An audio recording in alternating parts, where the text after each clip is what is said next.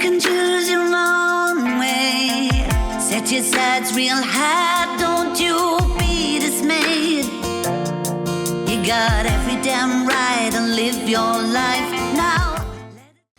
Okay, so we are on to part 2. So next we are taking the Big Kink survey on guided track, which is also described as the ultimate taboo test.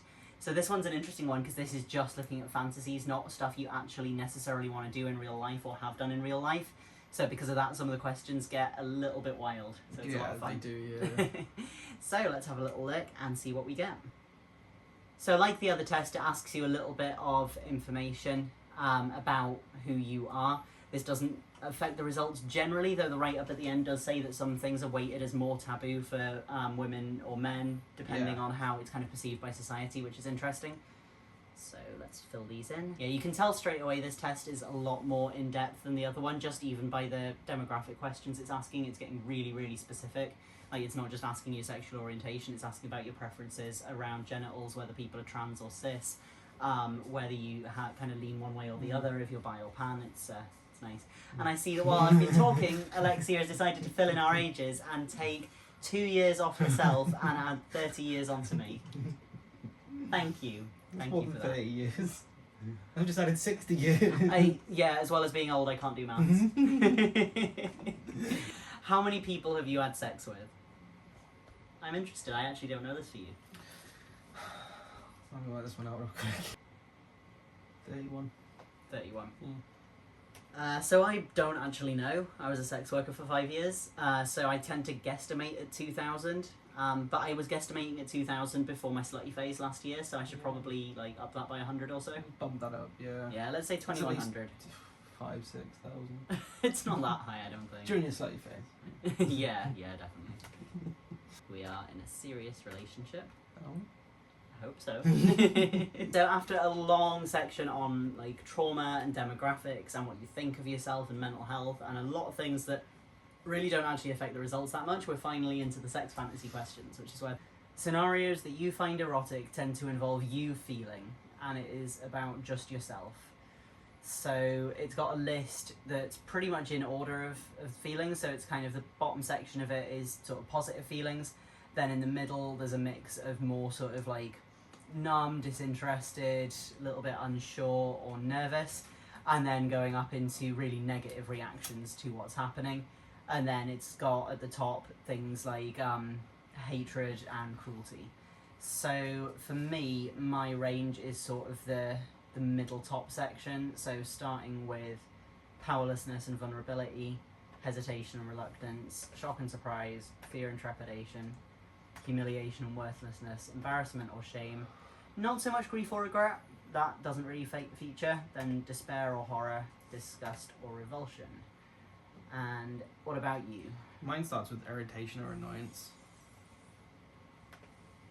For me, it's up there. Yeah. Numbness or disassociation. Anger or tension. Hate or disdain. Cruelty or brutality. Power or smugness. Yeah, I can see these for you. Yeah. Most of all the fun ones. Yeah. Yeah, we have very similar fantasies, but just in different roles. Yeah. So they mesh well. They do.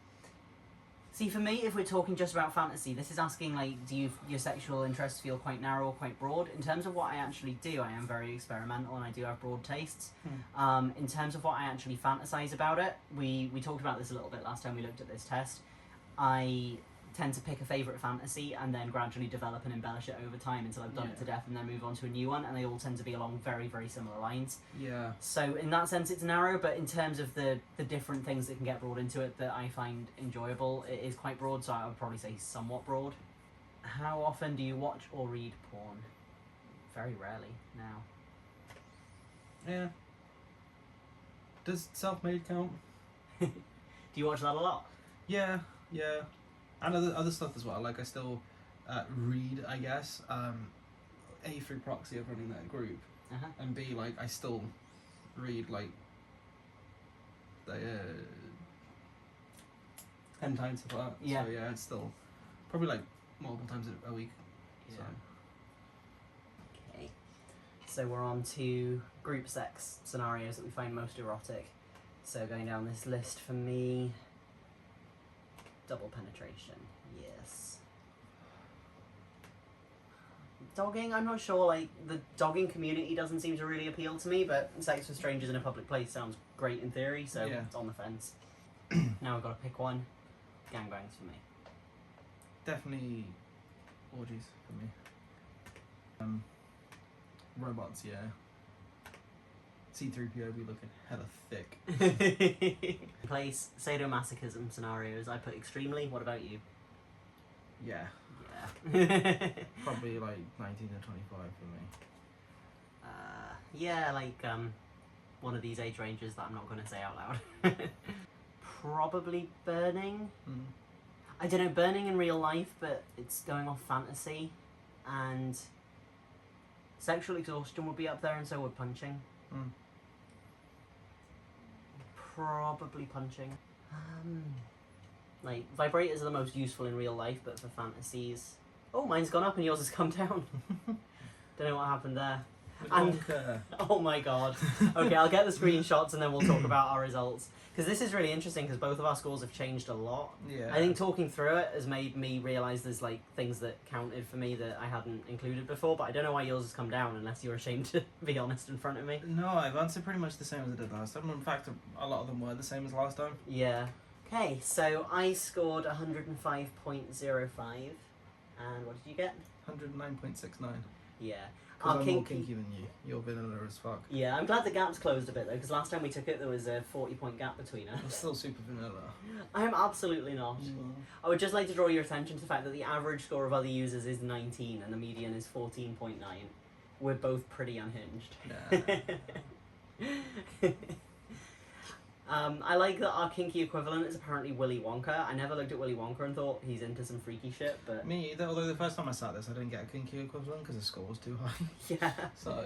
Yeah, what score is it that gets you Deadpool? Someone we know got Deadpool, didn't they? High 90s, isn't it? High 90s is Deadpool, yeah. And the 70s is Hannibal Lecter, which is what I got the first time, but I think I was only... For a start, I was mostly answering based on things that I do or roleplay, which limited it a lot. And also, I think I was ignoring stuff that I was just into a little bit. Yeah. Where this time I included everything that I was into, even if it's just like as a sort of part of a bigger fantasy. Yeah. Yeah. So this makes sense with how compatible we are, that our kinky scores would be that similar. That makes a lot more sense than that massive gap that there was between us. Yeah, that does make more sense, yeah. Yeah. I'm very happy with the score. I'm Yeah. still kinkier than you. I think it's a really interesting test as well because it is just looking at fantasy. It doesn't have limits on it of, is this practical, is this safe, is this responsible, is this consensual, all of the kind of checklist you have to go through before you do a thing for real. It's just, if you could have whatever you wanted with no negative consequences whatsoever, what would that look like? Yeah. And that makes it a lot more varied. And it gets you talking about fantasies as well. Like, I loved it in the group chat we did where all of us were taking that test, the conversation we had about how much our fantasies are different from play for us in a lot of ways. Not just in terms of it being more extreme, but like I have a lot less variety in my fantasies. I tend to go back to the same handful of scenarios over and over again, but in play, I like a lot of variety. I like to keep things fresh. Yeah, definitely, I agree. Yeah. Where it seems like for you, your fantasies are probably more varied than what we do in play, because there was some wild stuff in there. Yeah. Yeah. Very varied. Yeah. Mine are really straightforward. They're just like a much more extreme version of what I would do in real life. Mm. Once you take away like the restraints of what is going to be physically safe and what is actually physically going to be enjoyable, and just focus entirely on the psychological effect, it ramps up a lot for me. Mm. And same for you, I think, based on some of your answers. Yeah. Yeah.